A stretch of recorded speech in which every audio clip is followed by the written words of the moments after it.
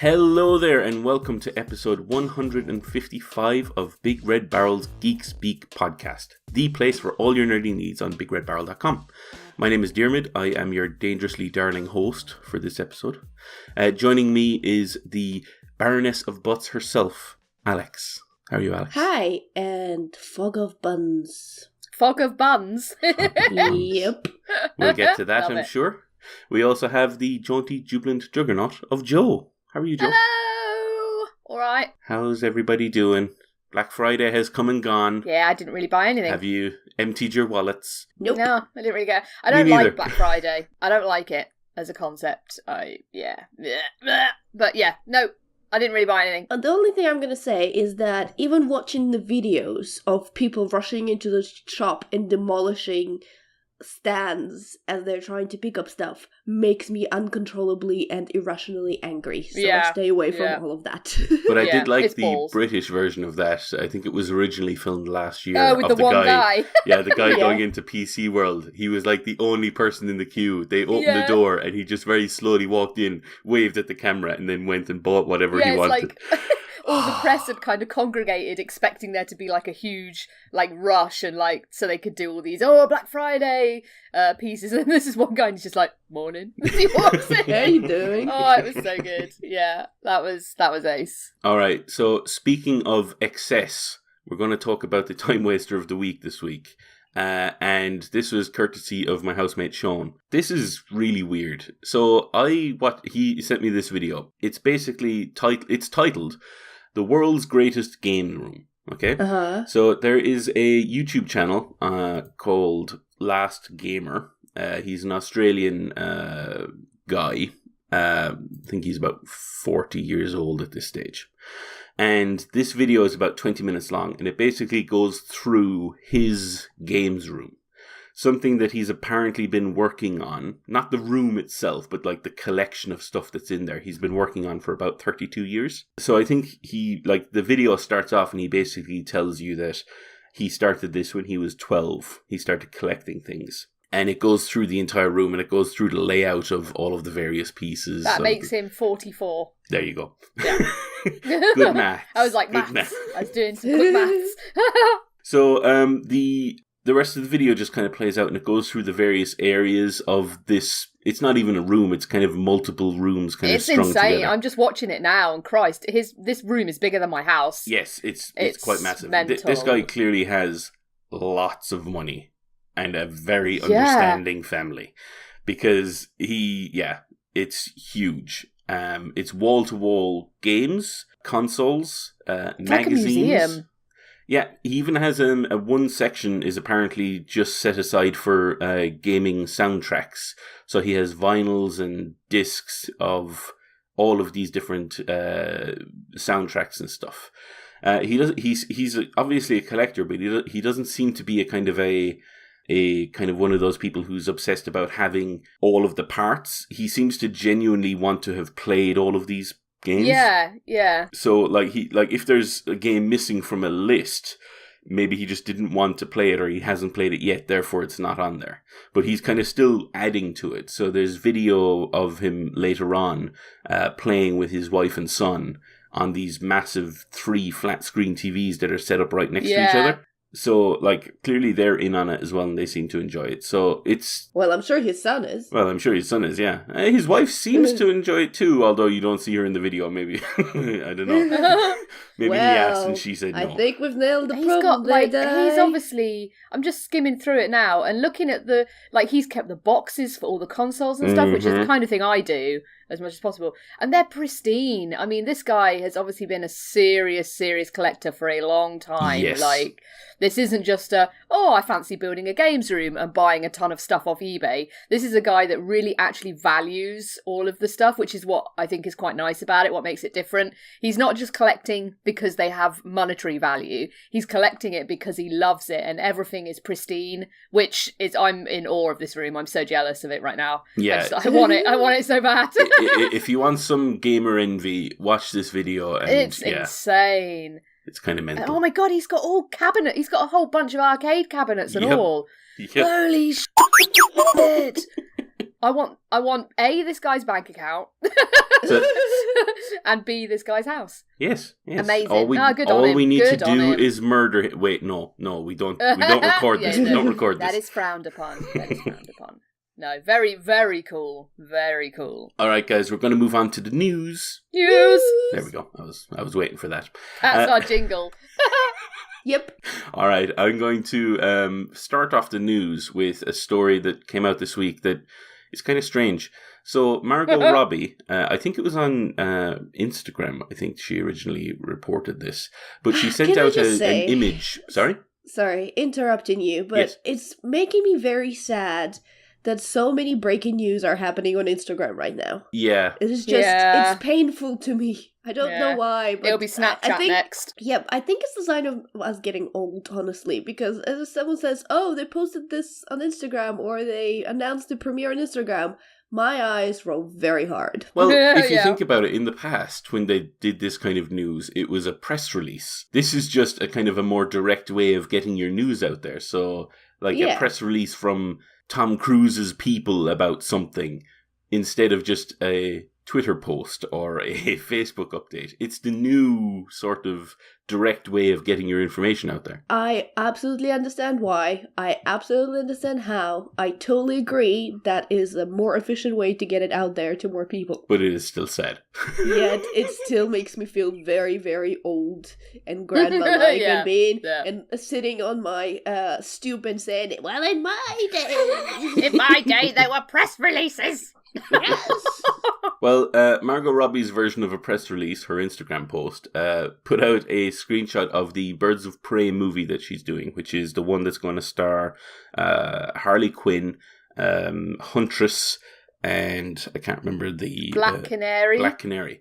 And they're up against Black Mask, a traditionally Batman villain. Who is apparently going to be Ewan McGregor. Yes. Which was news to me, and sure... Okay. Yeah, you're in for that. I don't see that myself. You're in for that. Yeah.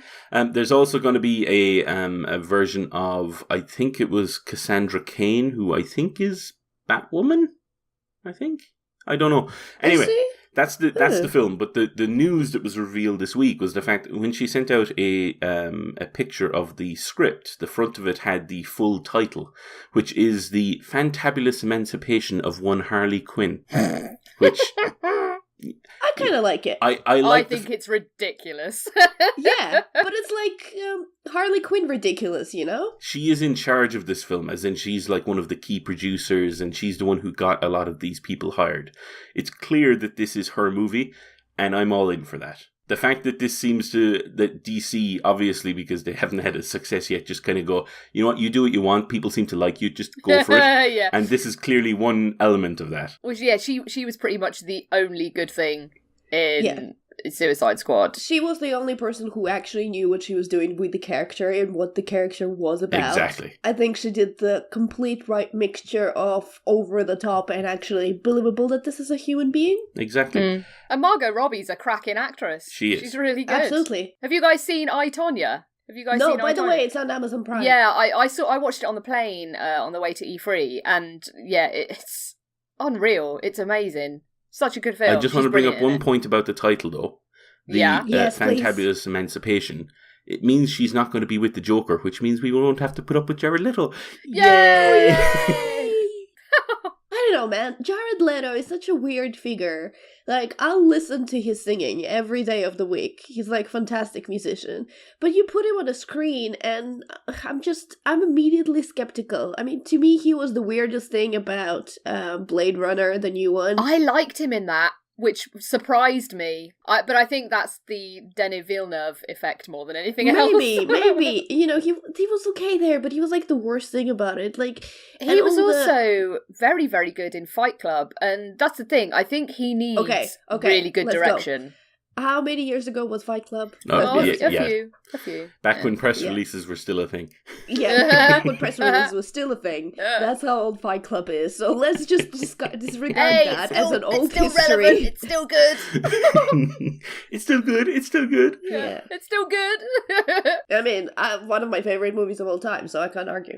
Exactly. We're going to find out how good Birds of Prey is when it releases. That's not going to be in cinemas until February 7th, 2020, apparently. So we're still a bit of time away from that. I did want to discuss our next story, which is about films that have already come out. But the news... man, this was fantastic. Yeah. The news that, the Disney are buying Fox has kind of rejuvenated a number of projects that happened in the past, and people are like, okay, well now if they do go through with this merger, which is sounding like it's definitely going to happen, it sounds like another of a bunch of projects that have occurred in the past might get remade and might do better.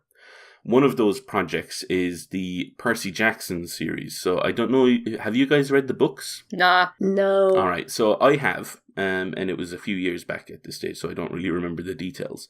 But it's basically, think of a kind of a Harry Potter-esque adventure. But with Greek gods, is that right? Yes, exactly. So it's kind of set around the gods in modern times. And I think the reason I was never interested in this is because I kind of find it hard to get behind a hero called Percy. Well, his full name is Perseus, so I don't know if that changes anything. Okay, that's slightly better. But Perseus was the horse. Perseus? No. No, he wasn't. No. My God, I'm so tired. Anyway, I'm going to quickly move on. So the movie originally came out, I think, in 2010, and it was pretty bad. I think fans of the book didn't like it, and people who had never heard of the book before didn't really go and see it. That's why it took another 3 or 4 years before the sequel was made, and the sequel didn't do well either, and then they just stopped making them. And just so you know, there was 5 books. It wasn't the sequel, the second one, had Nathan Fillion, and that was the major sell to the movie, because everyone was like, we're going to see Nathan Fillion. He had a big, huge scene in the middle, and he was like the only redeeming factor in it. Yes, that is true. Yeah. Anyway, the reason this is news this week is because obviously with people talking about Disney taking it over and potentially they have a property that they can now reboot and have a new Harry Potter if they wanted to, and if they did it right. The author of the book, Rick Riordan, was on his website, kind of wrote a sort of a fan letter where he kind of addressed some of the rumors and all that and whether he would have any involvement. And it's a really long post. I read through it during the week because I was interested in these books. But he kind of shared the fact that he, as an author, he has very limited rights in terms of what happens with the books. He kind of signs them away, and if they want to, they can consult him and they can kind of bring him in, but that's entirely up to the people involved. And he revealed that when Fox were doing it, he wasn't involved at all. They kind of, as a courtesy, asked him or sent him the script and said, here you go, this is what we're going to shoot. Unless the author is in a producer role, or maybe an executive producer role, they have zero influence on whatever is happening. Yeah, it's to do with the contract that they agreed to for selling it over. So really, he kind of played himself. If he wanted control, he should have had that in his contract. I mean, to be fair, that's a standard Hollywood contract. Yeah. There's not a lot of people that can do that, especially, look, I'm sure if you're J.K. Rowling and George R. Martin, you can sort of pull a few strings, and still not as many as we think they can. Yeah. And get into these positions in the place of influence. But if you're an average writer whose book was auctioned, the typical thing is to give away the rights, and they can do with the movies whatever the heck they want. That's like the standard one. You have very few people who actually get kind of any kind of creative control, was his point. Anyway, so he basically wrote a series of letters to the producers and the people behind the film, kind of critiquing the stuff and kind of giving advice where he thought it would best suit. And it was really good reading through those letters, because pretty much every single point he brought up is like one of the major bad points that the film actually has, because I've watched the films in the end and they were terrible. And like he goes through and kind of pinpoints all of these areas in the script that are just really bad. And what was really good was he obviously knew that like he had no influence. So he was like, these are the areas where I think it's wrong. This is what I think would fix it. And the way he kind of, every single thing that he did to describe how he would fix it was at no extra cost. Like it wouldn't require any extra sets to be built or anything like that. And it could all be done at the script stage before they actually started filming. And they just completely ignored him and the film was bombed. But I just thought it was like one of those kind of really revealing and kind of frank kind of look backs at these films from a writer that, like, he said that even if Disney do pick this up and remake it, there's absolutely no guarantee that he's going to have any involvement there either. Like, it's completely up to them if they want to invite him on board. He said that he'd be perfectly willing to work with them, but, like, it's up to them. And I thought it was a really interesting story when I read through his perspective anyway. And I just liked the fact that he went through both films, specifically the first one, because that's the one, like, by the time the first one came out, he knew that the rest of them were not, or if they made any more of them, they weren't going to be very good, and they weren't. But it was mostly about the first one, but all of the points he picked out were just really well made, and kind of, it was nice to see his perspective on it. Mm-hmm. Yeah, and it's not like he was stumping his foot on the ground and saying, I'm the author, do as I say. He had complete sound reasoning behind why he was suggesting these changes. Exactly. There are some things that were absolutely brutal that made me laugh so much. I was reading this yesterday, and it was like, and the script overall is terrible. Yeah. And like the dialogue is... and it's not like he was trying to be harsh for harsh's sake. Not at like, all. The script really was terrible.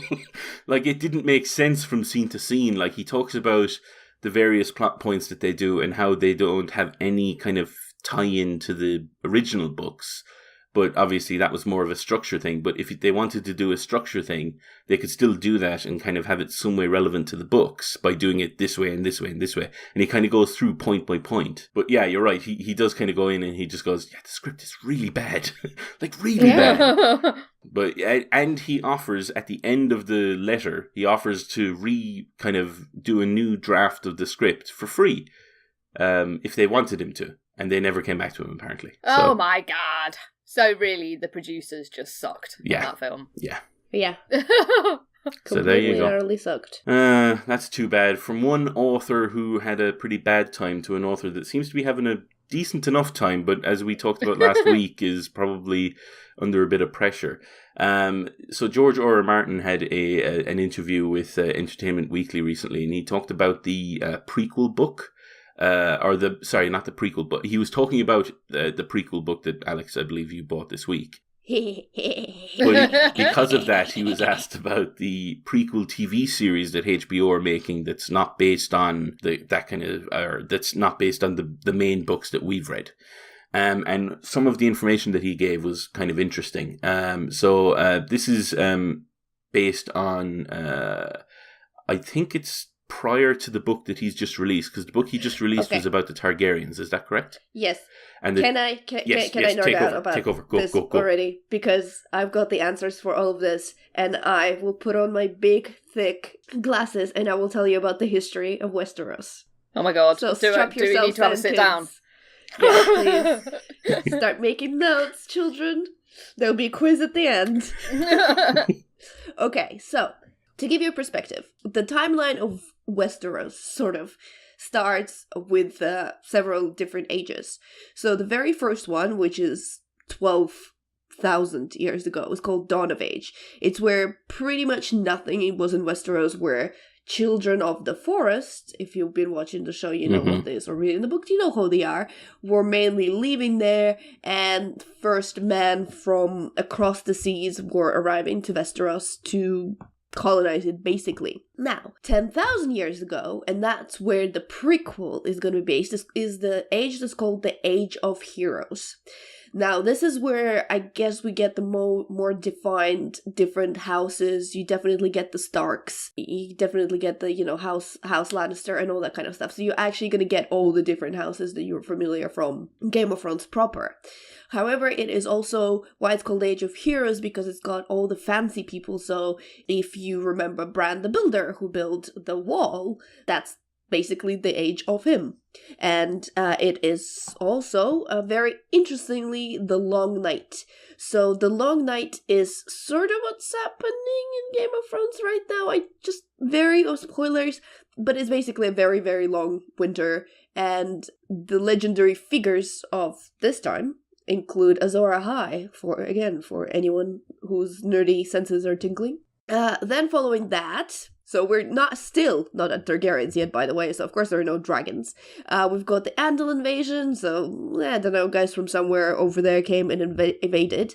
Then we have Age of Valyria. So Valyria, for you all good nerds out there, was possibly like the most developed, prosperous kingdom out there, like in the known lands, I guess, where their maps reached. Think about it as you will, I don't know, depending on how much they actually explored at the time. But it was the most developed city, and this is where Targaryens have come from, because that's where there were a bunch of different lords with their dragons, and that's why they were super developed. Now, at some point, something happened, and Valyria was destroyed, but one of the members of Targaryen family had a vision about the doom of Valyria, which is why they moved out into the furthest land that belonged to them, which was Dragonstone. So Dragonstone, again, for all of you Game of Thrones nerds, because I know you're loving this, is a little island off the Westeros proper, and it actually was belonging to Valyria, as far as I understand. It was belonging to Targaryens. So they just basically relocated there, and thus were the only family that actually survived. And after that, there's still a bunch of time passing on and blah blah blah, but then you get Aegon the Conqueror, who was gonna go around and basically, okay, so to rephrase, the Aegon the Conqueror, that's what you get in the newly book that just arrived.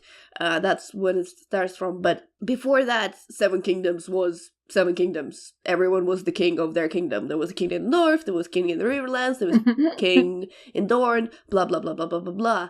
But when Aegon arrived, he was like, no, I'm gonna be the king over you all, and you're gonna serve me. So he sat on his dragon. What is it? The Black Dread, I think his dragon? Yeah, I think I remember that being the name, yeah. Yes, and he started conquering. And so from then on, so also the Westeros has the AC-BC system, but AC is Aegon's conquests, and BC is before conquests, basically. So from the time when Aegon started conquering all the Westeros, you get the AC stuff. And then after that, you get the Fall of Dragons, where the dragons sort of started dying out. And only after that do you sort of get what the current Game of Thrones is about. So there you go, folks. So there you go, kids. Alex has now spoiled the pre-sequel, the prequel series. There you go. I mean, I don't know the details. I'm telling you the broad strokes. Please, God, no. I am joking, of course. But yeah, educate thyself. The interview just kind of covers the fact that it's going to be set before that Valyria age. So it's going to be interesting. It means it gives them a lot of freedom in what they do. So you could expect kind of a change in structure. They can reuse some locations, but a lot of the locations weren't built until after that age. So it's going to be interesting how much they're going to take from the original series and stuff like that. But you won't be seeing any young versions of the characters that we know. Let's just say that, unless they're 10,000 years old. Anyway, all right, we're going to move on to the final story that I found this week, and it was just some interesting game trademark news. Okay, so 2 stories came out this week. Firstly, 20th Century Fox trademarked Alien Blackout for use with video games. Okay, so people initially Wait, is that going to be Alien Battle Royale? Well, we don't know. We don't know. However, all of this was done like in the past month or so. There's also new Twitter accounts, which are again owned by 20th Century Fox, which were created like in September. So all of this seems to be leading up to a reveal coming soon, even if it's just a name reveal, which hints at potentially maybe the Game Awards, which would make sense because some games have been kind of revealed there, and this would be a big enough story. Now, no idea about the game in question, but Alien Blackout, I would love I'll put it this way, I would love, but I still wouldn't play, a sequel to Alien Isolation. If that team was given another swing at it. Oh, so would I, and I would absolutely play that. I loved Alien Isolation, but from what I can understand, Creative Assembly, there were rumours that they were working on it because there was a LinkedIn resume that suggested someone was working on Alien Isolation 2. But they've been very, very quiet, and they've obviously been very busy working on Total War. So, I don't know. I'd love for them to do another one because they nailed it, in my opinion. I think Alien Isolation was a little bit too long. Yeah. But other than that, it was the perfect Alien game. And yeah, I would be 100% on board with them doing another one. Yeah, one of my favorite games that we ever played on the stream. That was just so much fun. Also, I did like hearing you it's guys amazing. scream I love that game a lot. It was very good. Oh my god. Yeah, the quick time events were our worst enemy. You'd think it would be the alien, but it was not. Speaking of another horror game as well, in the same week, Square Enix have also apparently trademarked Parasite Eve in Europe. This excites me. So Yes, so this was like back in the original PlayStation era, and it was an action RPG franchise that was kind of very horror-tinged. It was kind of like Square Enix's kind of Resi, I guess, maybe. Yeah. But a little weirder. It was super weird. I still have Parasite Eve 2 here. It's a really good game. Yeah. So the original one came out in 98. There was a sequel on the PlayStation as well, and then a third version came out on the PSP. So we don't know if this is going to be the reason the trademark was filed was because there's going to be a new kind of a sequel that's going to be created for modern consoles, or whether it's just going to be remasters of all those older games. I would love a reboot. But I just thought it was interesting news. Do it, Square. That would be ace. You know you want to, Square. Well, like what what Capcom are doing with the new Resi 2. Just do that with Parasite Eve. Brilliant. Quids in. Guaranteed seller. I'm in. I'm on board. I'm on board. Yeah, so we'll hopefully find out about at least one of those during the Game Awards in just a few weeks. So that's going to be fun. Actually, wait, in 2 weeks. Yeah, so it's from when we're recording, which is the whatever it is, the 25th of November. It's a week on Thursday. Okay, I'm looking forward to the Game Awards. Not because of the actual awards, but because of the trailers. Yeah, well, that's I the do thing. love the reveals. I can't watch it live. I'm out at work's Christmas party, so sadly I won't be able to see it live. So you have to tell me all the reveals, all the juicy news. Wait, Di, what do you mean? You don't like the cringy oh my God, no. And the weird commercial things? Where was it was it a razor or something that was... Yeah, no, it was Gillette. It was Gillette. Oh, that's right. I think it was Gillette God. with the... Anytime, so when I'm watching the show, I'm usually watching it in my room, okay? So I have my 2 monitors in front of me. I have the show stream open in one window, and I have like a regular internet browser on the other. So when they're not showing a game, I mute it because I do not... The cringe just makes my stomach actually hurt. I just get in contortions of shame where I go, oh my God, this is so bad. So I usually just mute it, or unless there's like a musical kind of interlude or something, it's usually muted. And then when the game comes on, I unmute it and listen to it and then go back to my browsing. So yeah, I'm going to try and avoid the cringe as much as possible. Fair enough. All right, we're going to move on. That's all of the news. We're going to move on to our topics. And the first topic is my own. And I really wanted to talk about this because I don't know how to describe it. So I'm going to talk about Astrobot Rescue Mission, and this came out a few months back at this stage. And it came out on PlayStation VR. It's the only platform that it's on at the moment. And I keep hearing about it. The funny thing is, I don't think I've heard about Astrobot until the Black Friday, and all the people obviously trying to get VR because it's much cheaper on the Black Friday deals, and everyone else screaming at them to get Astrobot. That's literally like I've learned about it a couple of days ago. Yes, exactly. And the reason I kind of wanted to bring this up is because I wanted to be one of those screaming voices. Before Astrobot kind of came out, one of the things that was kind of made the news, or kind of made the zeitgeist, I suppose, is on Twitter, one of the reviewers for, I think it was like Game Informer or GameStop, or one of them, or GameSpot, I should say, said that this was VR's Mario 64, which is a big comparison to make.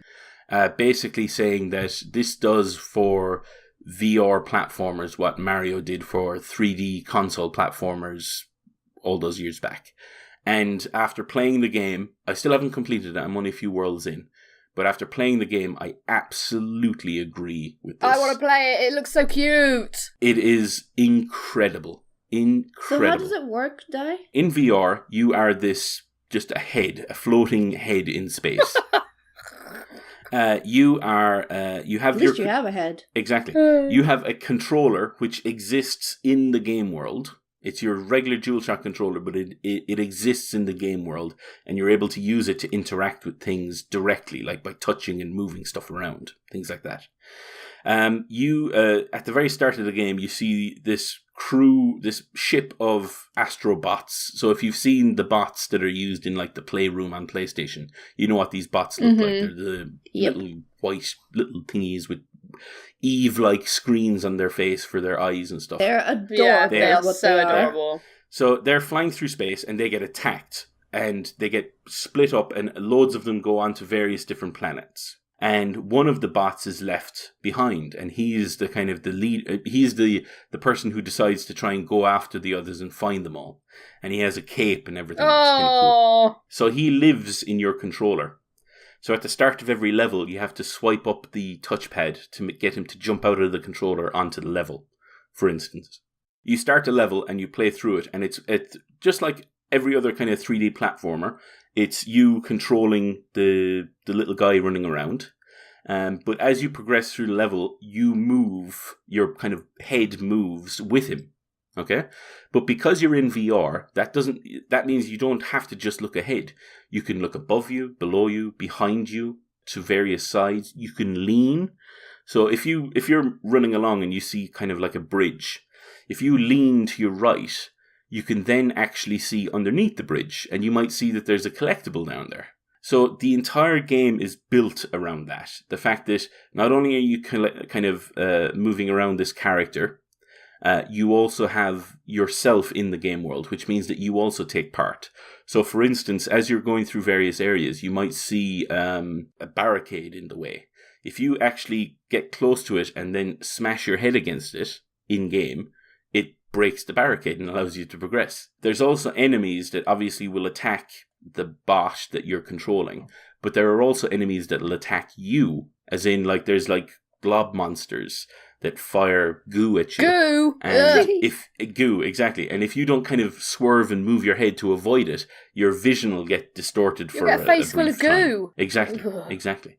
So, and there's also like bees that come at you, and if bees! they kind of they'll point their stingers at you, and then they'll fly at you, and then you have to kind of avoid them, and then when they kind of come at you, they get dizzy, they float in front of you for a bit, and then you have to headbutt them to kill them.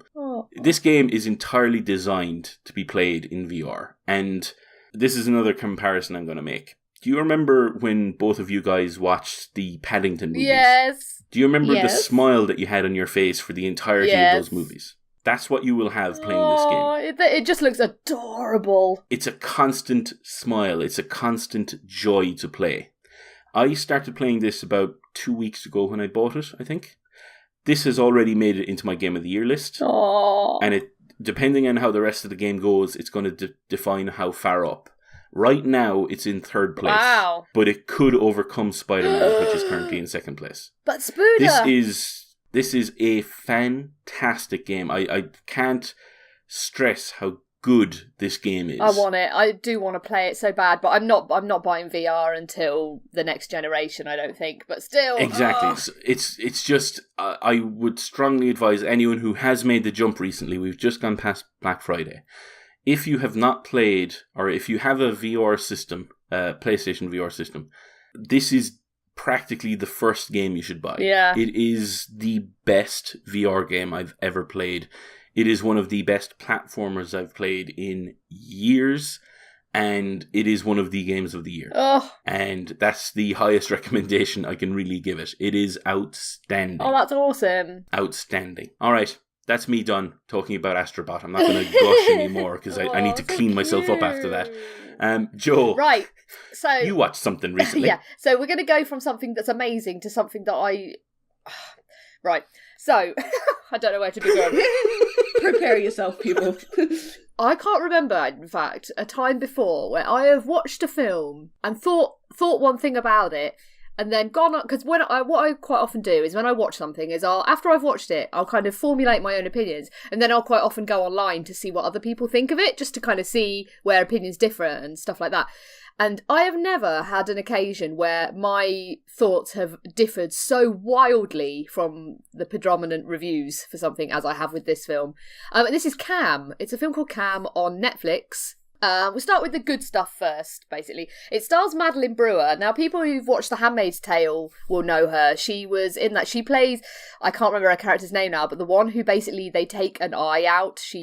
They surgically remove one of her eyes. And she's very good. She's very good. She's a good actress, and she sells kind of the character. But that, for me, is kind of where the good stuff stops. The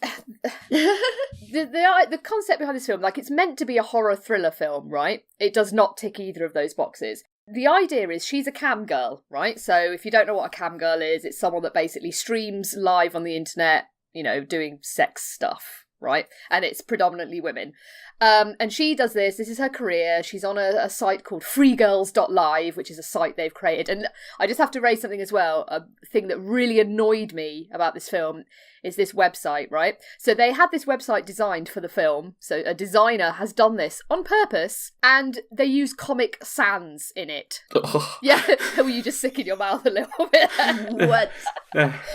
That's so horrible. But like, what? And it's got awful animated emojis, and it's one of the ugliest websites I've ever seen. And of course, it's not a real website; it's one they've designed for the film. But I remember thinking, Christ, if you're trying to sell this whole idea, which is very much tied into this site, which I'll get into as I sort of go into the plot a little bit, why would you make it look so hideous? But I guess they're not coming there for Comic Sans. It is. Yeah. Yeah. Comic Sans, the ugliest emojis I've ever seen, terrible look to it, interface, or dreadful. Absolutely dreadful. Nobody in their right mind would use this website if they could just go to Pornhub or whatever, right? Anyway, so the idea is that she's got this very successful career, and there's like on freegirls.live, there's like a ranking, and she's slowly climbing up the ranking, and she wants to get top 50, and then she wants to get higher and higher. And there's a girl who's number one, who's consistently number one, called Baby Girl, and she's just like the most popular girl. And Madeline Brewer's character, whose name escapes me right now because it was so forgettable in the film. Alice. Her name's Alice, I think. Yeah, Alice. She is trying to get higher and higher up the ranking and be like the ultimate cam girl, right? And her character online is called Lola. And it's like, Lola, and she does all these little... Can you... Oh, just like the most overused. I know, right? I know. It's just... And she does more and more elaborate skits, like, as part of her routine. So there's a couple where she pretends to kill herself, and it's just, that was in such poor taste. And I just thought, you know what, that's just rank. That's just a bit rough. But anyway, that stuff aside, and as the plot sort of progresses, and you start to sort of get comfortable, is not really the right word, but anyway, you kind of get enveloped in the world. What happens is, someone takes over her account, and it's someone who looks exactly like her. So it's like there's an exact replica of her stealing her cam girl life. Okay? Right, so you think, as a concept, that's pretty interesting, right? You take a director like Aronofsky, who made Black Swan, and you give them something like this, and you can imagine they do something really quite interesting with it, because there's the whole concept of the nature of duality on the internet and the different lives we lead in our real life and our internet lives. And that's one thing that the film tries to touch on, is that she has her separate life and she has the internet life. But the film is so inelegant and heavy-handed. It just does not have the script and the direction. Just neither of those things have the ability or talent to kind of tie those together in any form of real way. So it just feels, and it comes across as completely amateurish, the whole film. So what you're saying is that this film is the Comic Sans of psychological thrillers. Yeah, but without the humour.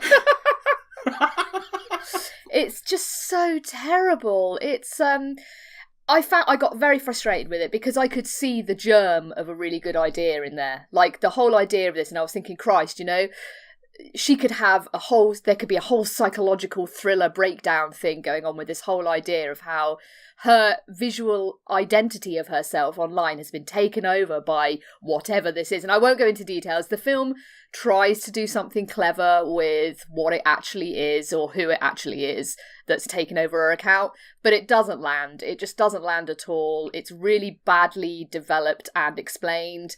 It makes no sense. The characters in it are all hideous. You're meant to feel kind of sympathy for her, I think, but you don't, because she's a terrible person. And it's just... It was annoying. It annoyed me, this film. And so then I went online afterwards, just kind of see, and the critics are raving about it. And I can't understand why. For the life of me, I cannot understand why. It's got like a 70% on Metacritic or something, and I'm like, why? How is this possible? It's a bad film. I can't understand it. It's like they've watched something completely different to me, or maybe I'm missing the mark. Maybe I'm missing something, but it was just, I felt embarrassed to watch it. It was that kind of thing, like, it made me cringe repeatedly. So this is not a recommend. It's not, I mean, anyone, and it's also really quite tame. Like, if anyone's thinking, oh yeah, I'll watch this film and it'll be really sexy, oh yeah, no, it's not. There's a scene, I'm not going to go into details, but there's a scene in it with something called a Vibatron, and it's one of the least sexy things I have ever seen in a film. It was like the complete antithesis of sexy. It made me feel physically ill. So it's just the concept of camgirl. Like, I don't want this to come across like I have a problem with camgirls or anything like that. I don't. It's a legitimate career. Sex work is a legitimate career for a lot of people.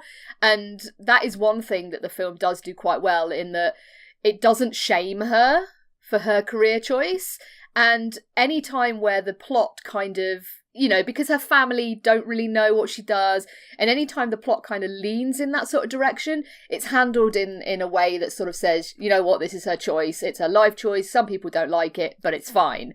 So the film doesn't judge her, which I think is admirable. That's good, right? But the problem is that the rest of the film is so amateurish and bland and just really badly engaged. It just doesn't work. None of it lands. And she deserves better. Madeline Brewer's a good actress and she deserves better. The concept deserves better because it's really interesting. There's a potential for a really interesting psychological horror here. And this isn't it. Like, I was really surprised to read the reviews afterwards with people calling it a horror film. I was like, are you kidding? Really not. It's really, really not. It's mediocre at absolute best and embarrassing and cringeworthy at worst. So I can't recommend it. I mean, there's people out there who are curious and like to watch terrible films. I am one of them. So if you knock yourself out, it's not a long film. If you want to go and just cringe at something for a couple of hours, have at it. In fact, it's not even that long. It's like an hour and a half. But do not expect a good film at the end of this. Unless, like I say, all the reviewers have seen something that I haven't, and it's actually amazing, and I've missed something completely. But Comic Sans, come on! Why? So if you do end up watching Cam, and you do have a different opinion, let us know. Please tell me if I've missed something. I want people to watch. See, now I'm recommending it, because I want people to watch it. And just tell me what I have missed. What have I missed here? So yeah, anyway, that's not recommend and also a recommend at the same time. Excellent. Alex, what is your recommend, possibly not recommend? Well, it's a weird one. Like, okay, so this, first of all, it's a board game, because we haven't talked about board games in a while, and I thought, hey, I'm in charge of that board games. Board games are cool. I should bring in some board games back in. And yes, it is kind of what you think when you read the name. It's called Fog of Love, right? So it is a 2-player board game. It is about a couple's relationship. It sort of piqued my interest. So at UK Games Expo this year, I believe, they had a big stand, and they made a big splash. Everyone was talking about this game because they were like, yeah, so it's a relationship game that is not really about your relationship, and it's kind of done some clever things, and it sort of made a point. And one thing, and I don't know if I'm starting to notice this more as I'm kind of getting more into storytelling and RPG and D&D style board games, or games in general, and so I kind of directed my interest towards the area where I usually wouldn't be caring that much. But there's starting to appear a lot of board games that have a message. Now, that sounds like really silly because we're sort of used to the message, if we're watching a TV series or we're watching a movie or anything or reading the book.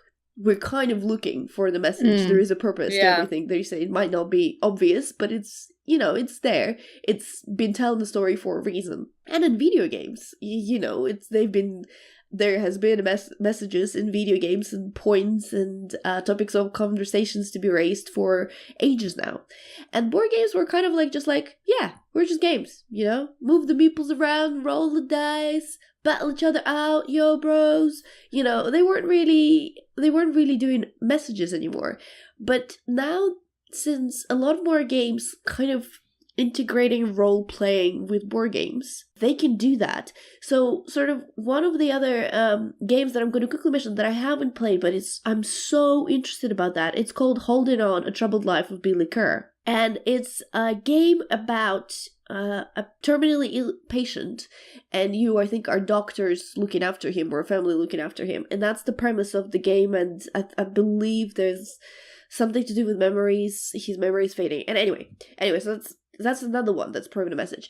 And so I think, to a certain extent, is Fog of Love. So I'm going to quickly explain how it works. So at the beginning of the game, you pretty much build your character. So you have traits, which are kept secret. There is, as part of a board, a trait track, and you'll be placing some tokens on it, and it'll be like, so this decision that you made gives you a more outgoing trait, for example, or you are more, you have more points in sensitive right now because of the decision you made, so that kind of thing. So you have your traits that sort of give you the objectives of what kind of person you want to be, so whether you want to be a workaholic, say, because that's a certain number of traits in the other column. You also have an occupation that influences that. You also have a characteristics that whoever is playing with you gives you that sort of do that. And they're supposed to be sort of qualities that made them notice you or made them attracted to you in the first way. And look, you can really be sort of go crazy role play in this case and create the whole story and explain why these qualities attracted to you in that person or whatever. You can just give them cards and be like, yeah, those are the points, put them on the map. And you'd be like, okay, fine. Let's do that. And then the game sort of proceeds in a series of stories or scenarios, and you can play various ones. I think the base game comes with 4 or 3 different scenarios that you can play, and I played through school romance and a beginning tutorial. But essentially, what you get is you get a scene, and on the scene there is a situation, and there are a couple of choices, and both players choose a choice, and the choice is determined A, on what traits you're trying to hint, B, what you think suits your character, but C, you kind of also, there is also a happiness track. And the happiness usually depends. If your answers match, you gain happiness. If your answers don't match, you lose happiness. So I guess the point of this game is really relationships are compromise. Work together. That kind of thing. Anyway, so yeah, and playing it the first time, it was a really interesting concept.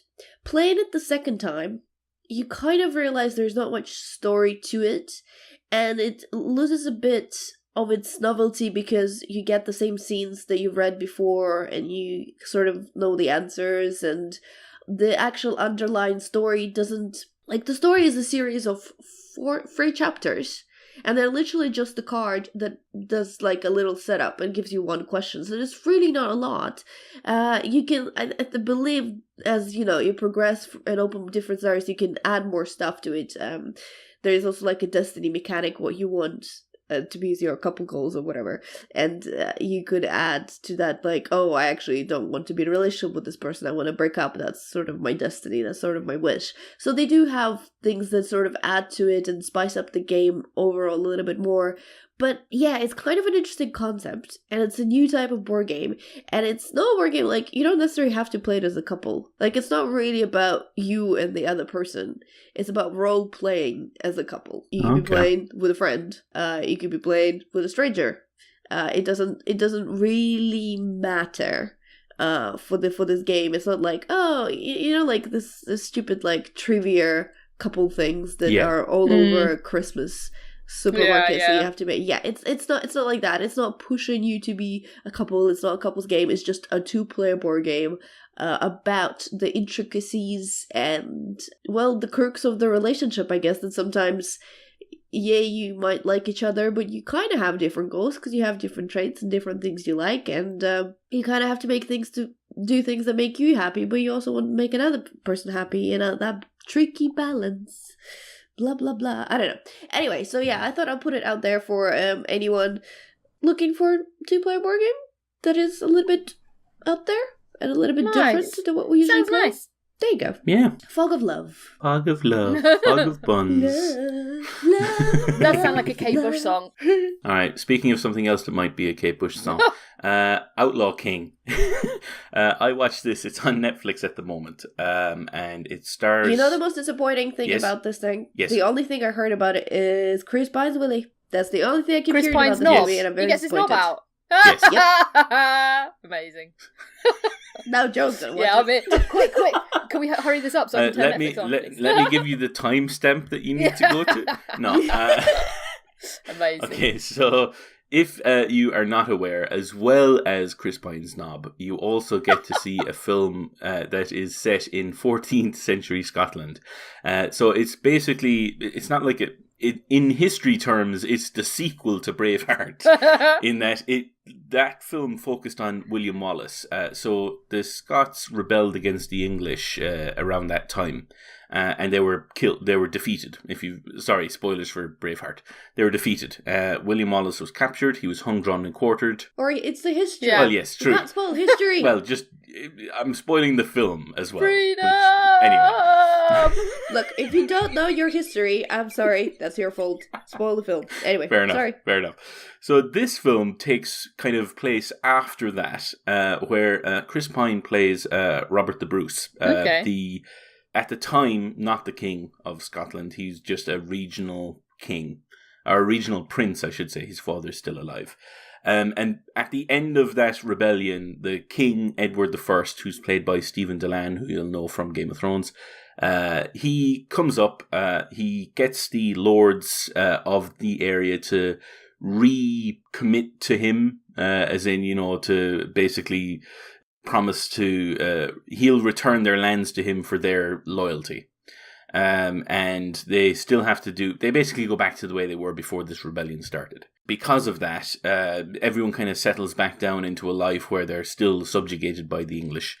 And because of that, people are still not very happy with anything. Like the people aren't very happy, the nobles aren't very happy. And what happens is, to kind of try and tie the relations together, Robert is set to marry Elizabeth, who happens to be the goddaughter of the king. And that's meant to try and tie the families together, because his first wife died.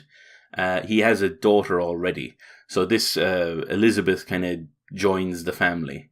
And the relationship between them is one of the focuses of the film. And it's done quite well. She's played by Florence Pugh. P-U-G-H. How do you pronounce that? Pugh? Yeah, Pew. Something like that. Bonnie She's played McGrew. really well by this actress. She does a really good job. Chris Pine does a decent Scottish accent. Basically, as the years go on, about 2 years later, the people kind of start rebelling against the English because they are still being taxed heavily, they're mistreated, all that kind of stuff. So this sort of rebellion starts, and Robert takes charge because he's seen what this is doing to his people. And then he tries to get the other lords to band together behind him. And one of the ways he tries to do that is he doesn't name himself king, but the people around him name him King of Scotland. And then they kind of say, okay, now that we have a king, the other lords can kind of rally behind you. But it takes years before they actually do that, because they don't just like the fact that he just named himself king. But he has a few defeats, he has a few victories, all that kind of stuff. And I don't want to go into any more of it in case it does spoil. I know it's history, but it might spoil people from watching this film. But it's actually quite well done. It kind of escalates towards a kind of an all-out war and battle with the King of England and his son, the Prince of Wales. Prince of Wales, I should say. And all of the actors are really good. Aaron Taylor-Johnson plays one of the people that kind of goes with Robert the Bruce. His name is James Douglas. And he's very good in this. He kind of lets himself go. He clearly has a lot of fun in the role. And a few of the other actors are quite well done as well. You might also remember James Cosmo from Game of Thrones. Yeah. He plays Robert's father, who's the king at the time of the initial battle. But he dies and he basically dies, and Robert has to become the lord of that area. And it's around that time that the rebellion starts off again. There's a whole host of other English actors and actresses that are in the film that are really quite well done. The film itself, I'm sorry, I do not know my Scottish history. I don't know how close this is to the actual history of the region. I will say that it does feel Hollywoodized. It does feel like the Bruce character is made in such a way that he's meant to be as sympathetic as possible so that we go along with him. Now, whether he was as white as this kind of film is making out, I don't know. But it seems very Hollywoodized. But as I said, I don't know enough of the history to actually say yes or no. But I enjoyed it. I had a lot of fun with it. It's again similar to Cam. It's not very long. It's only about an hour and a half, but it's very well done. It's worlds apart from Cam. Exactly. In time and space. Yeah. It's all of those things. But it's really well done. The acting's quite good. The writing's quite good. The battle scenes are fantastic for what seems to have been a fairly low budget film. It's done really well. And yeah, I think if you're looking for kind of a historical drama, you can do far worse than this. Nice. This is really, really good. Cool. Yes, I quite like a good historical drama. I might check that out. Excellent. Aces. All right, guys, so those are all of our topics. In that case, we're going to move on to shout-outs. Alex, do you want to do the shout-outs? Shouting out to Will Driver and Freya Goddard. Thank you very much. All right, guys, thank you very much for listening to episode 155 of Geek Speak. You can get in touch with us by going to BigRedBarel.com and commenting on the forum post for this episode or any of the other episodes. You can also get in contact with us on Facebook. We're at Facebook.com/BigRedBarel. Let me get that right. We're also on Twitter at BigRedBarel. Use the hashtag GeekSpeak. That we'll be able to find your tweets more easily.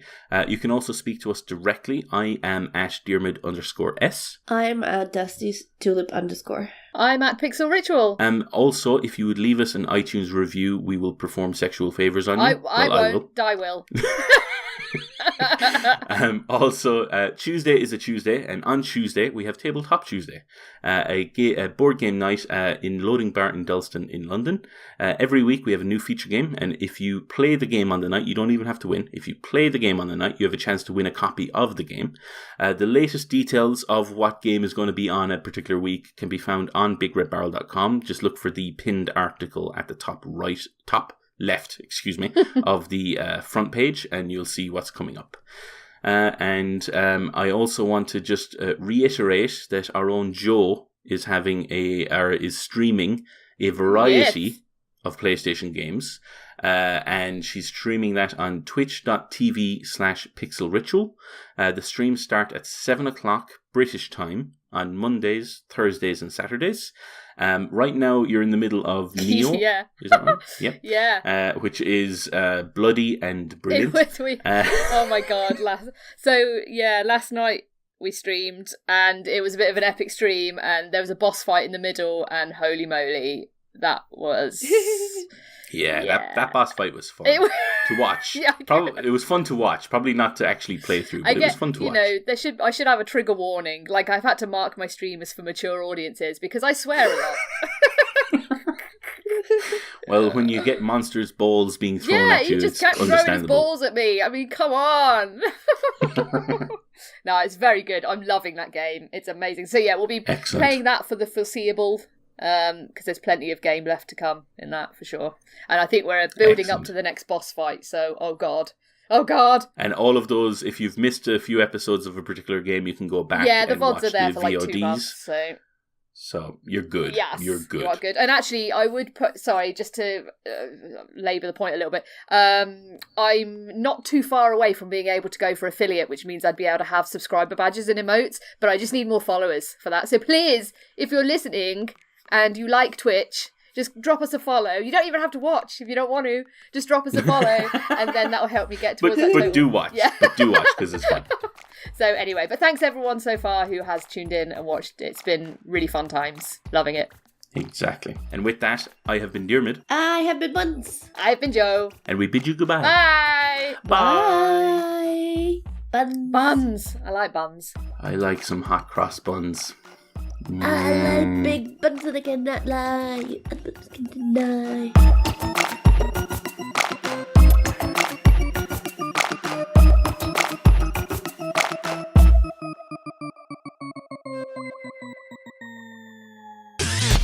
You and your ears are quite welcome for the podcasting goodness that you just heard. Why not roll on over to BigRedBarel.com for more podcasts, news, reviews, and videos from the biggest, reddest site on the internet, BigRedBarel.com.